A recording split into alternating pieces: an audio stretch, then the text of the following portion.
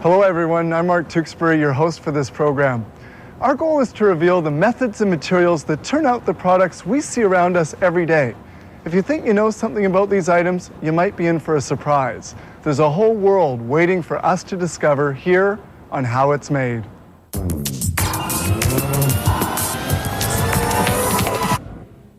Why worry about light bulbs burning out when you've got spares? Well, today researchers are working on an eternal bulb made of gallium nitrate. It actually burns 5 times less energy than the incandescent bulb we've known since Thomas Edison's 1879 invention. I guess we're ripe for a change. On today's show, aluminum screw caps, chocolate, pills, and pasta.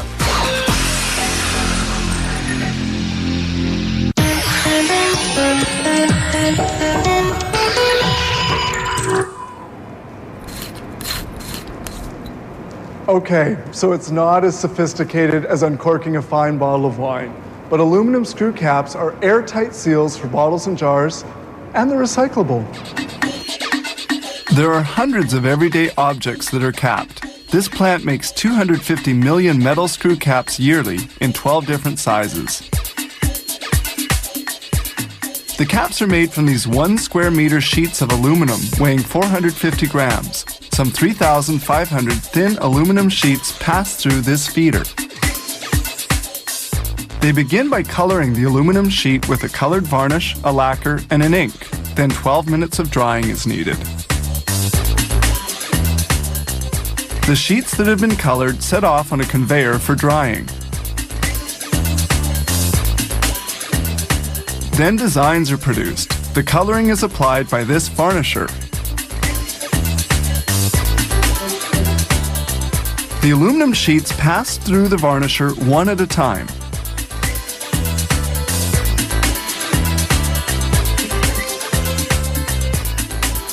Here we see the sheet printed. Above are the colors used. They are highly colored inks that adhere well to metal.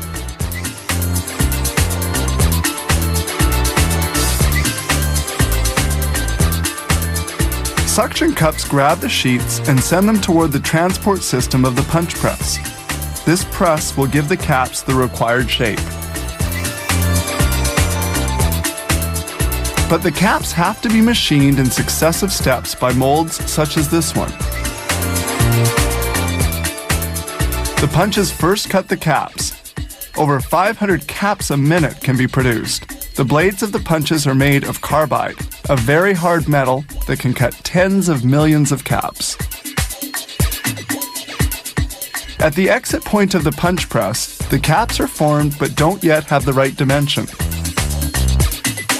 This stretching press performs the last 2 cold forming steps so that the tube will have the required length. Now for the second stretching. This achieves the desired diameter. When the cap exits the press, it will finally have the desired dimension. At this point, the cap now has the required shape. The caps now have to be decorated to the client's requirements. The lateral imprint is made with this silk screen type decorator, which colors some 100 caps in 60 seconds.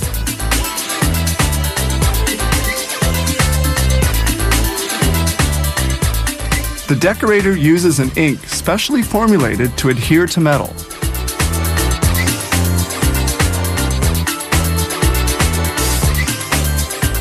The caps will then dry in a warm air oven.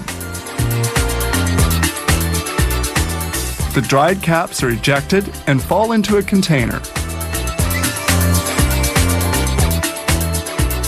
This other flexographic type of decorator prints 155 caps a minute. Here we can clearly see the ink roller which imprints the side of the caps as they rotate against it in a steady stream.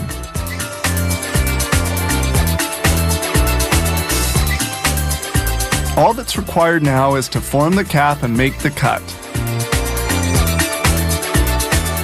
The profiling and jointing machine makes the cuts and reliefs on 200 caps per minute.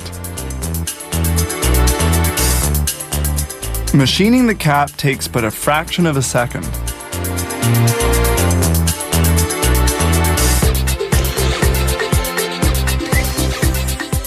They sometimes have to assure the water tightness of a container such as a wine bottle. For this, a polypropylene liner is inserted which hermetically seals the container.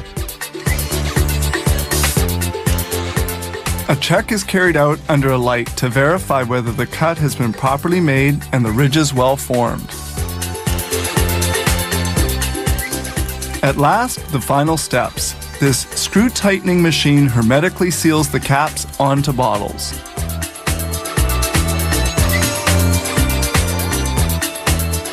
The 250 million screw caps made here each year call for the machining of 1,000 metric tons of aluminum.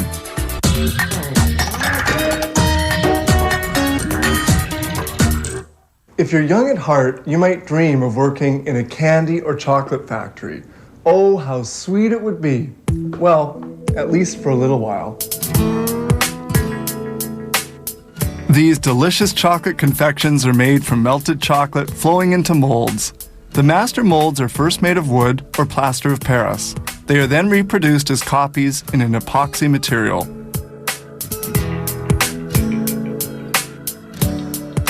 To allow them to become flexible and give them the desired shape, the sheets of epoxy are first heated to 177 degrees centigrade. The epoxy sheet is then placed onto the original molds.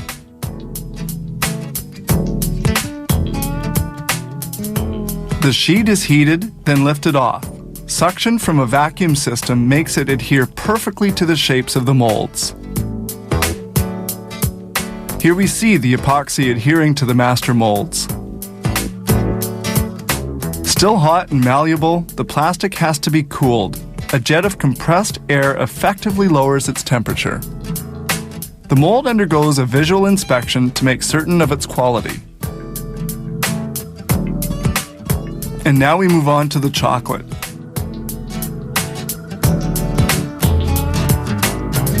This melting unit, whose shell is fed by boiling water, is like a double boiler and melts 1,500 kilos of chocolate in 12 hours at 40 degrees centigrade. The ready-to-be-filled plastic molds are placed onto a conveyor. Filling is done automatically. Liquid chocolate runs directly into the molds. This particular machine produces 400 hearts a minute. The hearts are filled with a concoction of chocolate, cream, and coffee, which has been brewed for several minutes. It takes 20 minutes for the chocolate to set as the molds move along on this 9-level conveyor.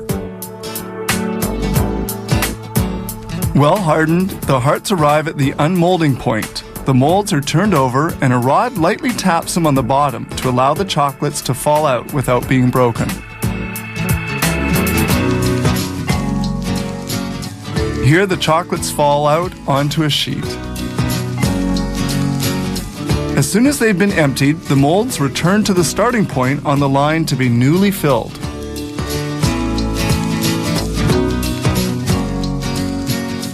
During their transport on the line, the chocolates complete their cooling and hardening.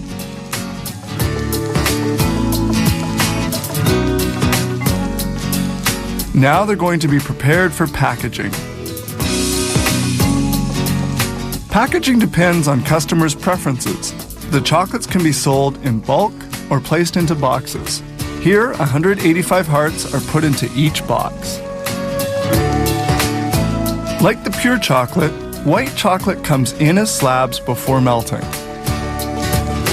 Milk chocolate is often delivered in the form of 3-centimeter pastilles. Some chocolates are hollow. They have to be molded in 2 halves. These chocolate bears need special decoration applied by hand before the pouring of liquid chocolate. This decoration is made of white chocolate to which a colorant is added. In just 1 hour, they will make 1,200 bears. They're made by joining 2 hollow chocolate halves.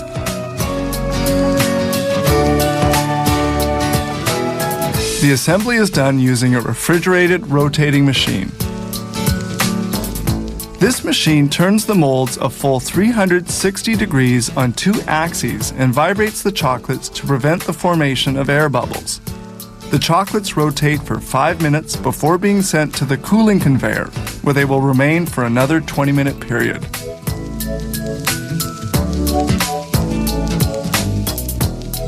And now they're ready. At this point, the bears are unmolded and they head off for packaging.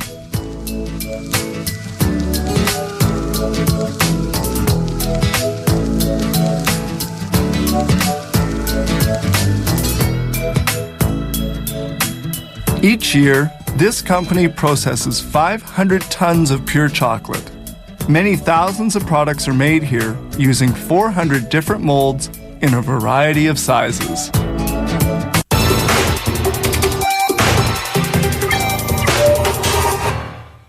Take 2 of these and call me in the morning. Who hasn't heard that before? But how many of us, including physicians, really know how drug companies make pills? Medications are essential in the treatment of illnesses. It begins by a grinding process where the active ingredient in a tablet or pill is ground and mixed with a binding agent.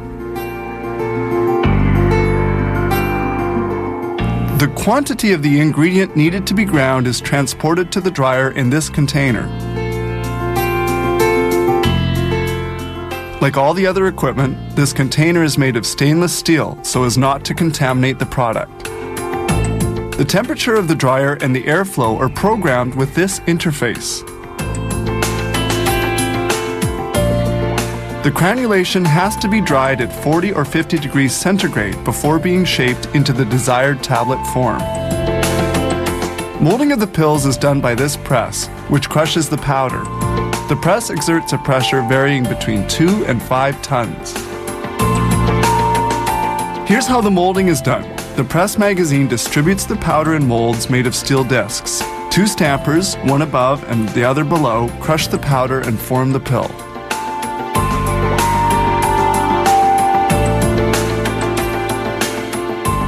Here the press operates at full capacity. It can produce 5,000 pills per minute. Quality testing is carried out on 5 pills every 15 minutes. Their hardness is verified with this apparatus in which jaws crush it with a force varying between 2 and 20 kilopascals. The pills must now be coated so that they won't crumble. A coating solution made of water and coloring pigments is used. This is the coating unit. It can hold 160 kilos of pills. 3 plastic tubes, positioned at strategic points, will spray the solution onto the pills in motion.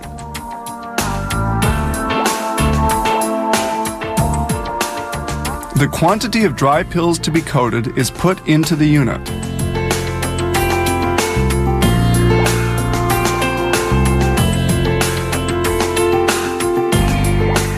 Then the door of the coating unit is carefully closed.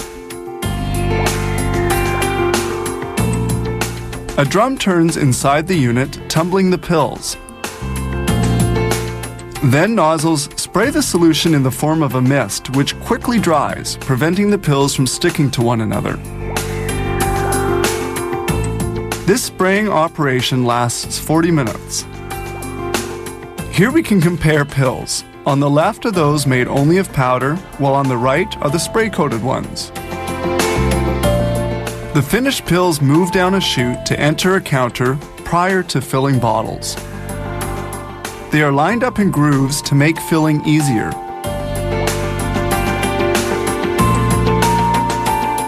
The quantity of pills to be placed into bottles is controlled by this automated unit connected to the counter. In this instance, 500 pills are poured into each bottle. This plant also makes capsules where the ingredient is not crushed but encapsulated in a gelatin casing. The distributor places the 2 halves of the capsules in the proper position for filling, with the wider half situated above. The top and bottom portions of the capsule are separated. The lower half is then filled with powder. When well filled, the 2 halves of the capsule are joined together. The completed capsules are then ejected from the filling unit. Then, via centrifugal force, they are positioned for the packaging process. The weight of each capsule is verified by this counter. Each capsule must have the precise weight.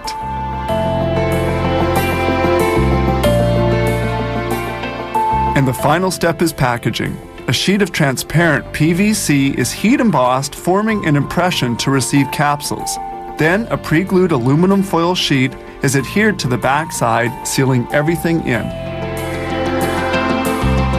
This plant turns out millions of pills and capsules every year.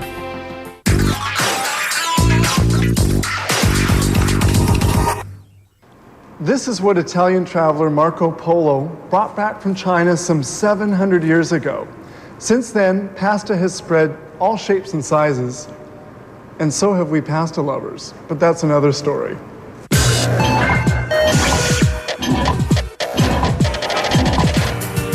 Who would have thought that pasta is actually Chinese in origin?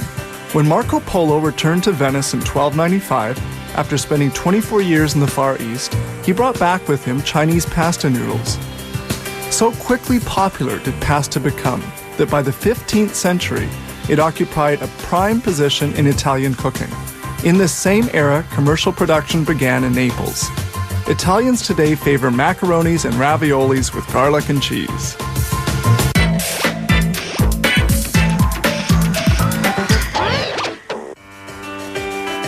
Pastas are generally made from semolina and water. These silos contain more than 30,000 kilos of semolina derived from durum wheat, a hard, amber-colored wheat. The semolina heads toward the high-speed premixer, where it will be vigorously mixed with water for 5 to 10 seconds. This machine can treat between 1 and 2 tons of semolina per hour. The dough is extracted from the premixer and falls into a first blade mixer, open to the air. Then the dough goes into this vacuum blade mixer. The mix is now ready to go through the brass molds. Here's a spaghetti mold and a mold for mafalda, very narrow lasagna. And here are molds used to make lined shells and stars for soups, as well as cresta di gallo. The dough is injected into the mold under pressure. This rotating blade machine cuts some 12,000 rotinis per minute. That's 720,000 per hour. With the dough being still quite fresh, the rotinis are soft. They will dry somewhat on this plate. Now we move to the lasagnas. The dough goes through this brass mold, and the strips of fresh dough, 107 centimeters long, are placed on these sticks to dry at 65 degrees centigrade. They dry vertically so as to retain their nice flat shape.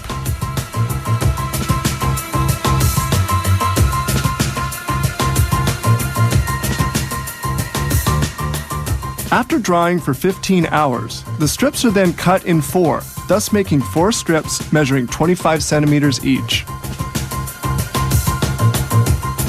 To minimize losses and make cutting the dry lasagna easier, scissors trim the dough pieces into equal lengths on the sticks. The long lasagna drying process begins. Once dry, the lengths of lasagnas are finely cut. They're now ready for packaging. To make some other pastas, the mix has to be a bit more worked in order for it to have the required shape. The dough goes through this roller, which gives it the desired thickness. And now butterflies are formed. This mold cuts 7,500 of them a minute, for a total of 450,000 an hour. The sheet of dough is 61 centimeters wide. It is produced in a steady stream and goes right to the cutting mold. The butterflies fall onto this conveyor to dry somewhat. Then they head toward the next production step. Certain short pastas, such as these butterflies and fuzzilis, have to be dried, so then they're put into this full dryer. Coming out of the dryer, the pastas are hard and ready for packaging. Here we see the ever-popular spaghettis being made. As with lasagnas, spaghettis are also dried vertically. Now this automated machine places the spaghettis onto a cutting table and breaks them to the proper length.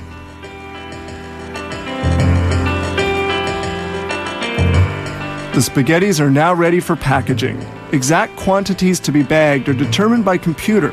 Then the spaghettis go gently down this chute.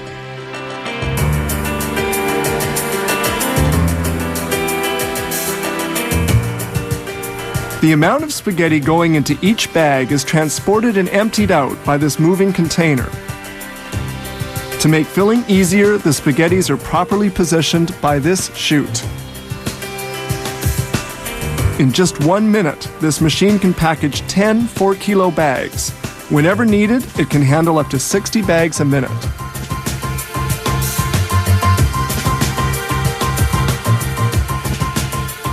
Pastas are a favorite meal the world over. This plant makes over 100 different products, and every day uses between 60 and 360 tons, or the contents of from 2 to 12 truckloads of semolina made from hard wheat.